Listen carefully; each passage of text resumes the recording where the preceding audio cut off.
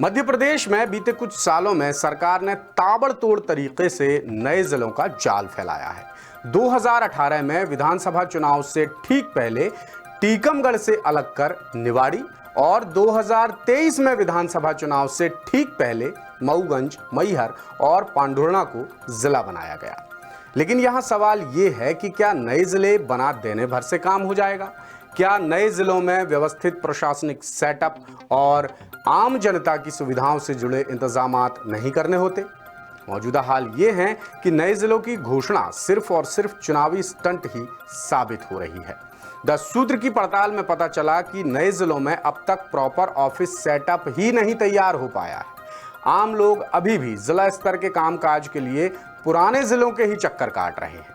2018 में अस्तित्व में आए निवाड़ी में 6 साल बाद भी कलेक्टर और एसपी मॉडल स्कूल की पुरानी जर्जर बिल्डिंग में दफ्तर चला रहे हैं, या यूं कहें चलाने को मजबूर हैं। और तो और जिला मुख्यालय में अधिकारियों के रहने खाने तक का इंतजाम नहीं है। कोई अधिकारी वन विभाग के सर्किट हाउस में, कोई मैरिज गार्डन में, तो कोई किराए के मकान में रह रहा है। जबकि साल भर पहले ही बने मऊगंज, मैहर और पांढुर्णा जिले में भी हाल बेहाल है। नए जिलों के जाल में कैसे फंसी है आम जनता और किस तरह चल रही काम चलाऊ व्यवस्था, बता रहे हैं भोपाल से 10 सूत्र के विशेष संवाददाता संजय शर्मा। मध्य प्रदेश में फैला नए जिलों का जाल।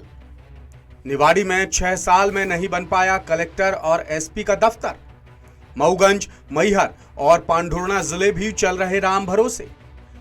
शासन बेखबर, प्रशासन ठप और जनता बेहाल।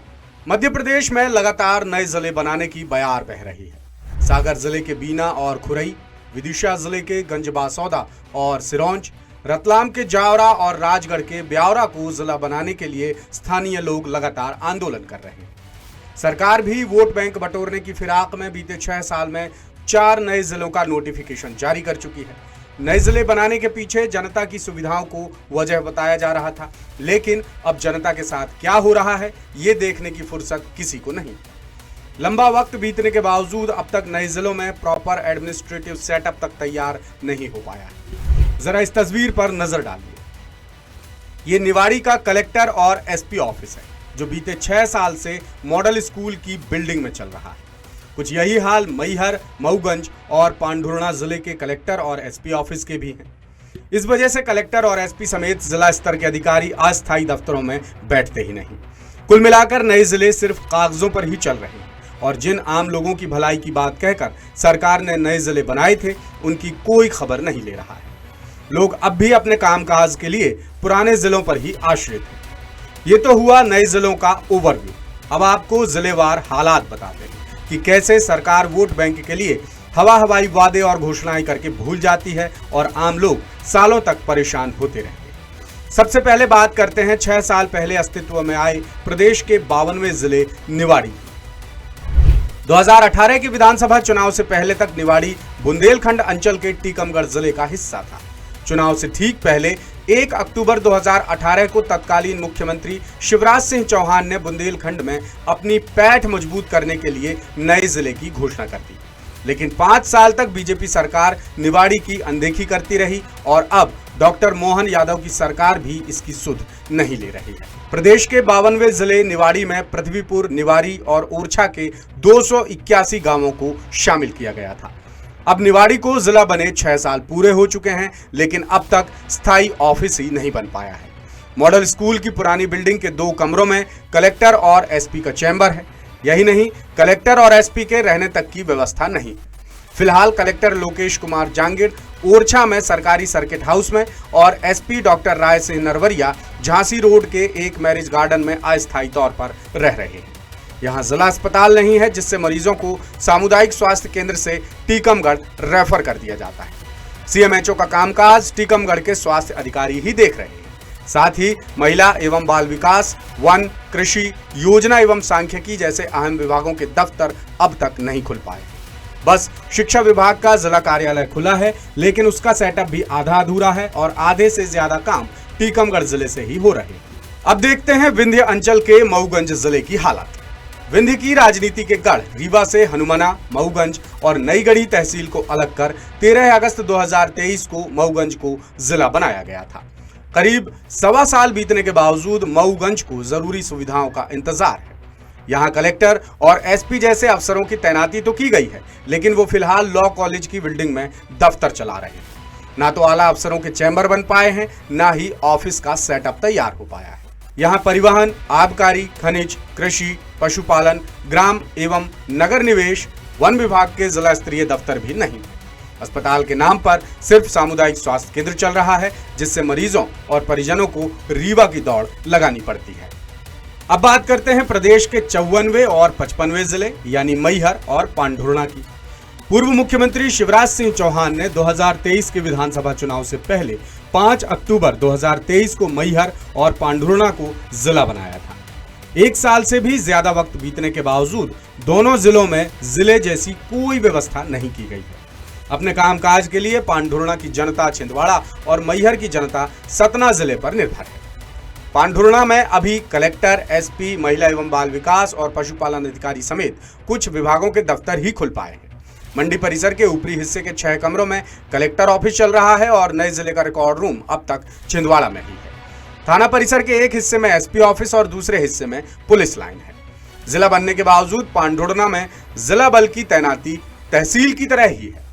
सबसे अहम बात यह कि यहाँ अब तक जिला अस्पताल शुरू नहीं हो पाया है। वहीं मैहर में अभी तक कलेक्टर, एसपी और कुछ विभागों के दफ्तर ही खोले गए। बाकी सारे काम सतना से ही हो रहे हैं। जबकि मैहर चूना पत्थर और सीमेंट फैक्ट्री की वजह से औद्योगिक हलचल वाला क्षेत्र है, लेकिन साल भर से ज्यादा वक्त बीतने के बावजूद प्रदूषण नियंत्रण बोर्ड का ऑफिस मैहर में शिफ्ट नहीं किया जा सका। स्थानीय लोगों की स्वास्थ्य व्यवस्था सामुदायिक स्वास्थ्य केंद्र के भरोसे है और परिवहन, आबकारी, कृषि जैसे जनता से सीधे जुड़े विभागों में अधिकारियों की पोस्टिंग तक नहीं हो पाई है। अब ये जान लेते हैं कि मध्य प्रदेश में एक के बाद एक किस तरह नए जिले बनते आए। प्रदेश के 68 साल के इतिहास में बार बार नए जिले बनाए गए, जिनमें 16 जिले छत्तीसगढ़ में चले गए। फिलहाल प्रदेश में कुल 55 जिले और 10 संभाग हैं, जबकि 1956 में मध्य प्रदेश के गठन के समय 43 जिले और 8 संभाग थे। 2003 में सत्ता में आते ही बीजेपी ने 3 नए जिले अनूपपुर, बुरहानपुर और अशोकनगर बना दिए, जिसके बाद प्रदेश में 48 जिले हो गए। फिर 2008 में 2 नए जिले सिंगरौली और अलीराजपुर बने। इस तरह कुल जिले हो गए 50 और 2013 में एक नया जिला आगरमालवा बनाया गया। फिर 2023 में 4 नए जिलों के ऐलान के बाद प्रदेश में जिलों की कुल संख्या 55 हो गई। अब नए जिले बनाने के नफा नुकसान देखें तो इस मामले में सबके अपने अपने तर्क हैं। प्रशासनिक मामलों के जानकार मानते हैं कि छोटे जिलों में प्रशासनिक कामकाज जल्दी और बेहतर होता है। प्रशासन और जनता के बीच संवाद बढ़ता है, लॉ एंड ऑर्डर मेंटेन करना आसान होता है और सरकार का राजस्व भी बढ़ता है। लेकिन दूसरा तर्क यह है कि नए जिलों से सरकारी खजाने पर एक्स्ट्रा लोड बढ़ता है और ये सत्ता के विकेंद्रीकरण का विकल्प नहीं है। नए जिले बनने से वहां रहने की लागत और महंगाई भी बढ़ जाती है। फिलहाल मध्य प्रदेश के सरकारी खजाने की हालत खस्ता है। प्रदेश सरकार पर फिलहाल 4 लाख करोड़ रुपए से ज्यादा का कर्ज है। हर महीने राज्य का खर्च औसतन 25,000 करोड़ रुपए तक पहुंच गया है। जानकार कहते हैं कि एक जिले के गठन में अनुमानित खर्च 500 करोड़ रुपए से ज्यादा का आता है और शायद इसीलिए निवाड़ी, मैहर, मऊगंज और पांढुर्णा को जिला बनाने के बावजूद यहां किसी तरह की पुख्ता व्यवस्था सरकार ने नहीं की है। ऐसे में सवाल उठता है कि नए जिले बनाने का क्या फायदा, क्योंकि जब भी नए जिले बनाए जाते हैं हमेशा जनता की सुविधाओं का हवाला दिया जाता है। लेकिन बीते 6 सालों में जो 4 नए जिले बनाए गए हैं वहां रहने वाले लोग फिलहाल कई तरह की मुसीबतों का सामना कर रहे हैं, जिस पर सरकार को प्रमुखता से ध्यान देना चाहिए। और मुस्कुराइए कि आप कर्ज प्रदेश में हैं।